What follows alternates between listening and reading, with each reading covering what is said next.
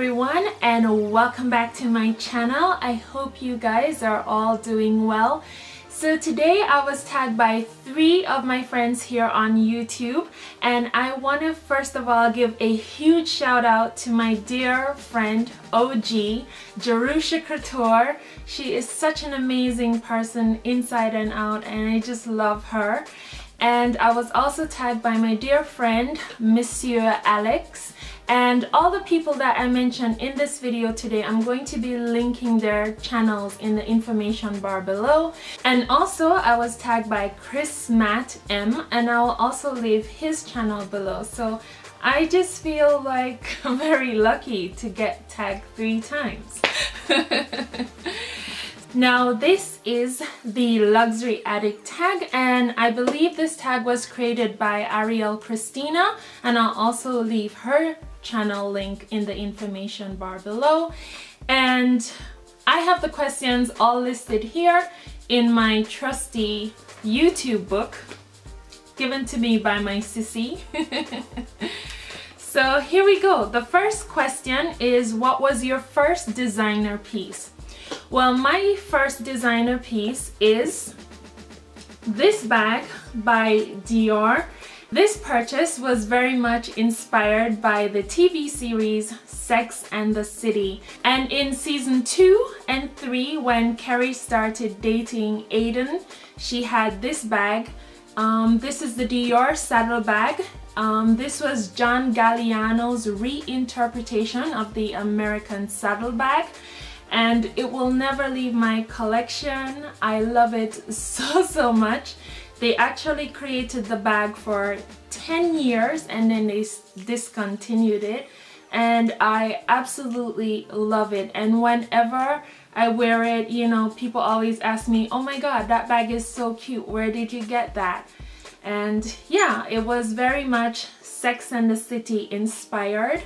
And I purchased this one at the Dior store in Berlin, and it's in the KaDeWe shopping center. So I absolutely love it. The next question is, what would you consider your best investment? Well, I have to say, other than my Hermes Birkins, I have 2. The first one I'm wearing today, it's my Chanel J12. And I absolutely love this watch. This was given to me by my hubby for my birthday at the time. I had saved up to buy this watch, and he surprised me by giving it to me before I went out and purchased it. And I would definitely say it is a real investment. If I'm gonna throw around the word investment, I would say my investment has to yield. The price of the watch back then, I have the Chanel J12 a little over 7 years now, and the price has literally doubled. So I would say that this was definitely a good investment purchase. And yeah, I absolutely love my Chanel J12 watch. It has 12 diamonds in it. It's made of high-tech ceramic, and one of the advantages too of high-tech ceramic is that it has a scratch-free surface, and I absolutely love my Chanel J12. The next purchase I would consider an investment would definitely be my Bulgari B01 ring, and it comes in this box. Now, Bulgari started their B01 ring in 1999, 2000, so they've been around for about 16-17 years now.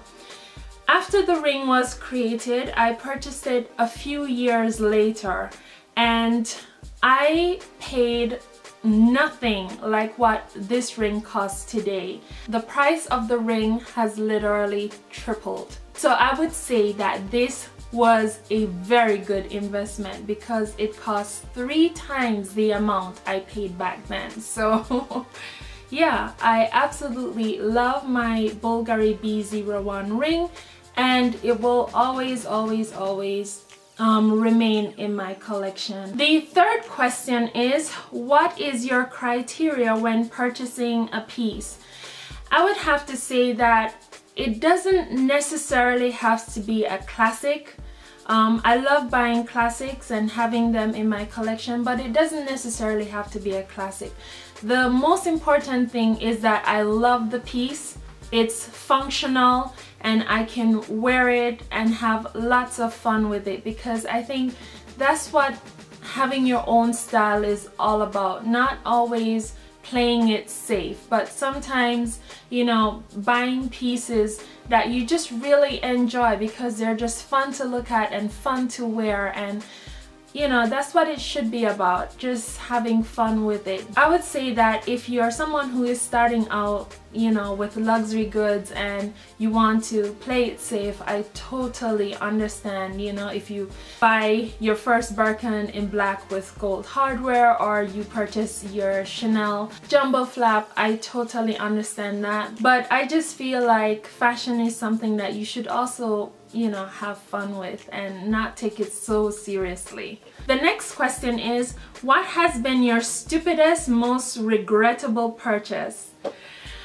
I would have to say it's this bag. I've never done an unboxing on it. It is from Prada, and I purchased this bag a long time ago. I'm gonna say about 7 or 8 years ago. And it comes in this dust bag, and this is the bag. It's in a gold color, and I would say that this was definitely not a good purchase for me, because literally after 6 months I started having some wear and tear on the bag, and then the seal started to crack. And you know, I took it in to have it repaired, but they said that there is not much that they can do about the bag, and it just taught me a lesson when it comes to Prada. I only buy from them at the outlet, but I won't go into the regular boutiques in the city and, you know, throw this kind of money on a bag if the quality is just not there. And I will definitely be giving you some close-ups of it as well. And yeah, this was definitely not a good purchase for me. Even though at the time I thought it was fun, something different, I just think that the quality isn't there. Next question. If you have sold any of your luxury goods, have you ever had seller's regret? Absolutely. Yes, I have. And I don't know why I sold it. It was my Louis Vuitton Eva clutch. A friend, she would always see me with my Eva clutch, and she would always ask me, oh my god, that bag is so stunning, can I buy the bag from you? And one day I finally cracked and sold her the bag, and I miss it. I really miss it. And I don't know why I sold it, because the thing is, the Eva clutch to me is one of the most functional bags from Louis Vuitton, or clutch you may call it. You can wear it as a crossbody and you can wear it as an evening bag. And I really don't know why I sold it. I had no reason to sell it, but I'm happy that she's enjoying the bag, and I'll definitely consider adding it again to my collection. I am headed next month, towards the end of next month, to Monaco for vacation, so I'm gonna see if I end up buying it when I go to Monaco. So yeah. Fingers crossed I don't get distracted by anything else over there. Oh, and by the way, if any of you guys are in Monaco and you're watching me and you would love to do a meetup, just let me know in the comments below, or you can send me a direct message over Instagram. The next question is, what is a piece that you think everyone needs or should have? Well, I wouldn't go as far as need, but for first time luxury purchase, I would definitely recommend this. This is the Louis Vuitton 6-key holder. I had no idea how much I would actually enjoy it. Now this is in the color Rose Ballerine, but it comes in several different colors and canvases, and you don't have to get the ones that have this kind of leather button. You can get the one that has the metal button. If you're worried about color transfer or something like that, or you know, having problems with the button, you can get the metal one. and I think it's absolutely beautiful, and it does hold all my keys. I took them off just to show you guys in this video, but I have started to use it and I absolutely love this little guy, and I will definitely be doing a future review on the 6 key holder as well. The next question is, what is the piece that you think is overhyped? I would definitely say it's the Gucci slipper Princetown with the fur. No offense to anyone who has this slipper or mule, I just don't like it. I just think that with the fur hanging off the sides, it's just hideous. Well, I'm definitely not into fur anyway, so it's just not my style, it's just not my taste. And again, no offense to anyone who owns them, but I think that they are overhyped and the trend won't last long on these mules. The last question is, what's next on your wish list? Well, it's a wish list, right? So let's have some fun with it. I would definitely say long term, I would love to own another Birkin, but in a neutral color, either a taupe or a tien. I love those colors, especially when it has gold hardware. I would also love to have a Kelly in my collection, but definitely in a fun color, either electric blue with gold hardware, or rose sakura, or even orange with gold hardware. I just think that the Kelly is very, very beautiful, and I would love to add it to my collection. What else? Also a Chanel maxi flap and the Alma BB. Those two are still on my wish list. Eek! Yeah, so that's what I'm thinking. I accomplished one goal and then I set 10 more. Like, what's wrong with me? So this tag will not be a tag video if I didn't tag some people, right? So I'm tagging Nastasia M53. I'm tagging also Steffi Style. Her channel is amazing and she's new to YouTube as well. I'm also tagging Old Time Friend, Pink to Paris. I'm also tagging Minnie, Minx for All. I just love Minnie.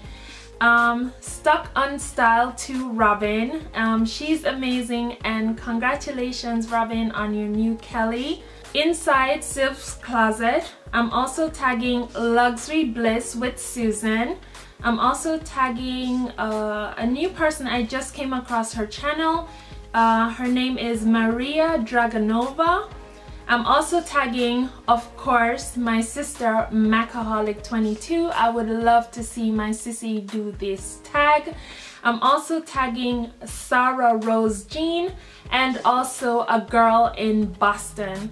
So yeah, that's it for my tag lovelies. I hope you enjoyed it as much as I love sharing. Please share with me in the comments what your first luxury purchase was and what's on your wish list. I would love to know because I just shared with you, so I would love you to share with me as well. I love you guys for watching, and I'll talk to you in the next video. Bye for now.